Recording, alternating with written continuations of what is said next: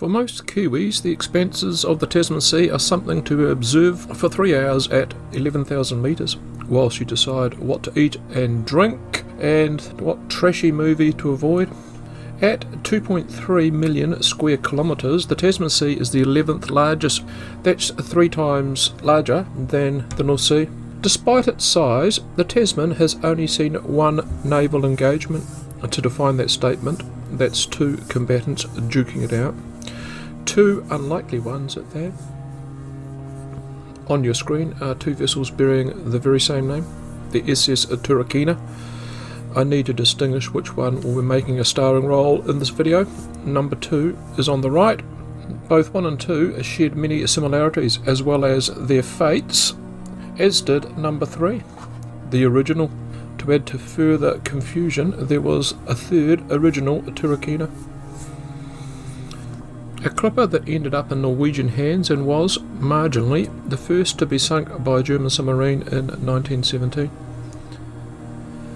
Let's now talk about number 2 a sec. On the water between 1902 and 1917, when she too slipped below, like her namesake, her life was very much as interesting and parallel to the 3rd one. In civilian life, Turakina 2 operated as a combined cargo and passenger vessel between the UK, Australia and New Zealand, sometimes via South America and sometimes via South Africa. Here's the passengers on the deck leaving England. It's a great photo and has a lot to say about the attire at the time. But where's the chicks? There they are. You had to be awake really early to get a deck chair. And also it looks as if they've been watching Star Wars as part of the onboard entertainment and lined up a Princess Leia. The captain and crew were clearly sticklers for health and safety. During World War I, number 2 was used as a troop transport from NZ to Plymouth before having the misfortune to run into a German submarine in the Med in 1917 and being sunk with the loss of 4. Both 2 and 3 were predominantly crewed by English merchant seamen, despite the name of the vessel, and the vessel being owned by the New Zealand Shipping Company, a good lead-in to her successor, the one with the albatross of a name. Number 3 came off the Scottish slip in 1923. Let's put her specs on the screen. Take notes, I could give you a sudden test at any stage. Whilst you have those details fresh in your mind, in the tail of the tape, in the wiggly cross corner, wearing the red, black and white shorts, the Orion. This is the Orion's details. So, superficially, they are well matched in the ring in terms of speed and size. Only the Orion may have been born a freighter, perhaps be hauling frozen meat like the Turakina, had the Second World War not been at this juncture about 12 months in. The Orion was now a converted auxiliary cruiser, sent far from her base in northern Germany to harry and destroy Allied shipping in the Pacific, the Orion's wartime career lasting virtually the entirety of WW2. The 9th of December 1939 until the 4th of May 1945. By the end of the war, she had gone through many machinations: glorified pirate ship, training vessel, troop and supply ship. 3 days before Germany surrendered, the Orion was mortally wounded by a Russian aircraft off the coast of occupied Denmark. Ablaze, she limped to shore and beached on a sandbank. Of the 4,000 fleeing Germans, mostly sailors and civilians, on board the overpacked vessel, just 150 perished. A far change from 1940 and 41, when she was the hunter and not the hunted. And that vessel was packing. 6 of these 15-centimetre naval guns taken from a mothballed dreadnought. 1 7.5 field gun. 2 of these 3.7cm anti-aircraft guns, another 2 of these that were called flak 30s. Then there was also the 6 torpedo tubes, the 228 EMC naval mines that weren't on board actually at the time of this story. That's because 2 and a bit months earlier, those contact mines had been laid in the Hauraki Gulf across the approaches of Auckland Harbour. Fresh into her journey via Fiji to Vancouver, the RMS Niagara ran into 2 of them on the evening of June the 18th. Although the damage was terminal, the vessel remained on the surface long enough for her to launch all of her 18 lifeboats. All of the 349 crew and passengers were rescued. Now back to the specs on the German auxiliary cruiser nicknamed Black Raider, or simply Raider A. The Orion also carried an Arado AR-196A reconnaissance aeroplane for good measure. That's before we even mention the 350 Kriegsmarine on board. What about the Turakina? Well, she had a crew of 56 merchant seamen, 1 piece of artillery, a single 4.7-inch naval gun bolted to the stern. It fired shells half the weight of the Germans' main guns. Disguised as a Dutch trader, when the Orion intercepted the Turakina late in the afternoon on the 20th of August 1940, 420 kilometres west of Cape Egmont, there was only going to be one winner. Before we get to the actual action, let's briefly examine the lives of both captains. James Laird was a tough-as-nails Glaswegian, aged 45, and had been at sea since he was 15, served in the First World War. He was well aware of the danger posed by German raiders. Only days before he departed Sydney to Wellington, he vowed if he encountered one, he would fight to the end. Was good to his word.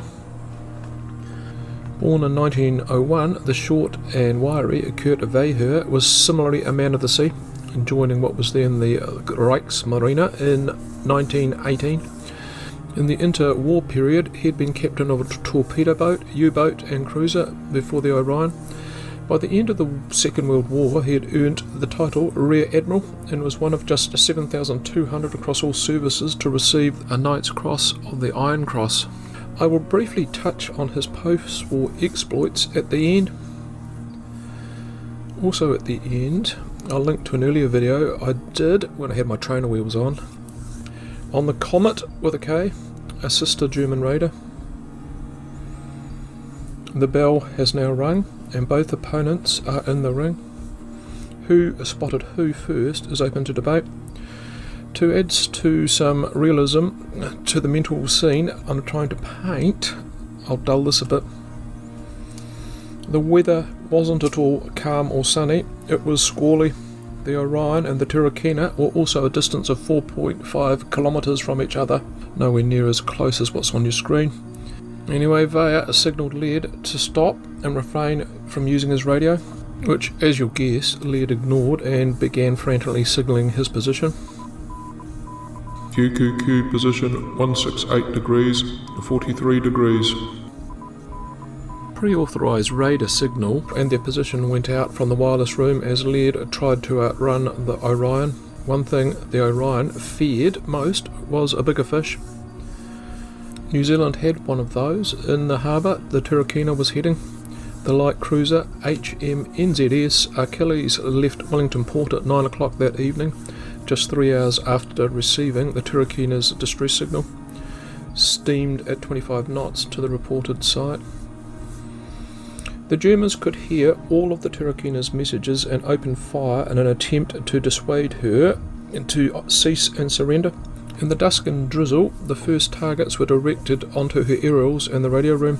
The Turakina fired back as best she could, the distance between the two diminishing by the minute. German salvos began taking apart the doomed freighter.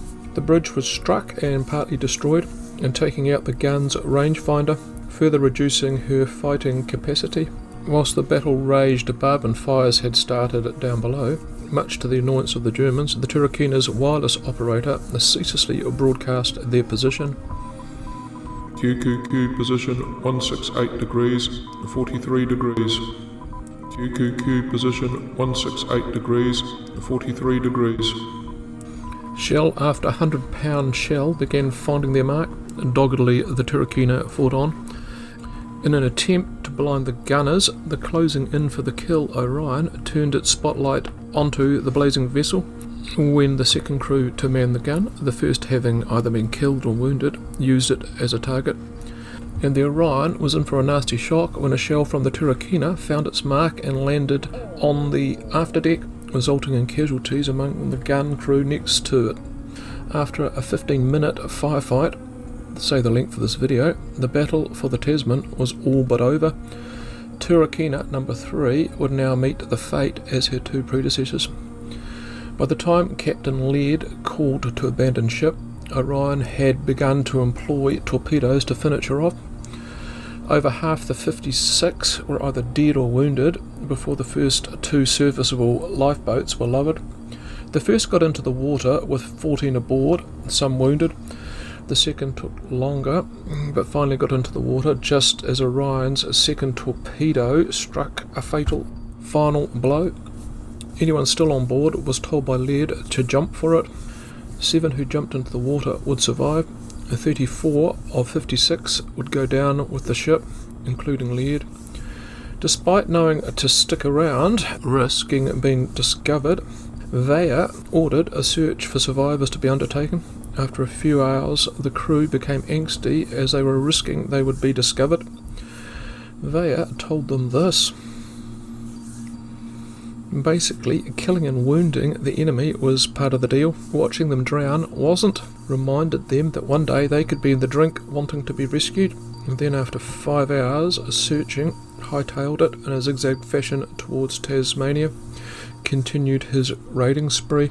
Meaning, when the Achilles arrived at the site, there was nothing to be located except debris, with the only eyewitnesses being Kriegsmarine sailors and the merchant marines who were below decks on the Orion, ultimately to be imprisoned back in Germany. This story didn't come out till after the war.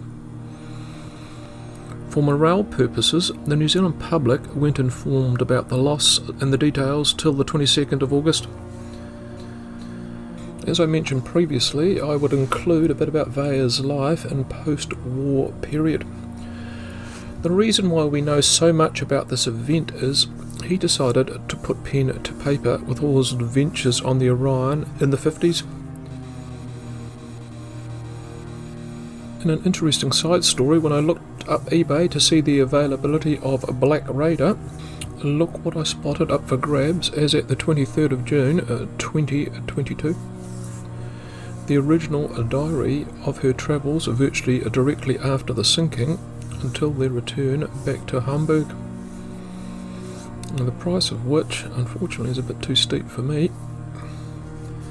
The most precious physical contribution to this story is what came by mail one day in 1962, when the London headquarters of the New Zealand Shipping Company opened a strange circular object wrapped in brown paper, posted from Germany, in which they found this lifebuoy and a letter from Kurt Weyher praising the heroism of the crew of the Turakina. An honourable man, Weyher went on to live to the ripe old age of 90. In my research, I also spotted Laird's son, also called James, died in Auckland, aged 87 in 2015. There we have it, a rip snorter yarn. There's another one on your screen about the Raider Comet and her plucky sidekick, the Minesweeper Adjutant. And go ahead, treat yourself. Bye for now. QQQ position 168 degrees, 43 degrees.